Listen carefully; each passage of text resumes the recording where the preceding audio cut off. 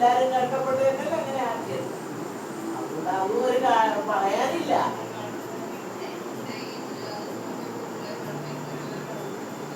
ആ അയ്യോ ഭയങ്കര ഓരോണം. ആ പെണ്ണിനാണെങ്കിൽ 10 കണക്കാണ്. ആലോചിച്ചിട്ടും കൂടിയില്ല. അതെ. പിന്നെ ഇന്നലെ കഴിഞ്ഞ ദിവസം കുളിപ്പിച്ചപ്പോ ചെറുക്കൻ എൻ്റെ അടുത്ത് പറയുന്നത് ഏത് നെഗറ്റീവിലും ഒരു പോസിറ്റീവ് കണ്ടെത്താൻ കഴിയും.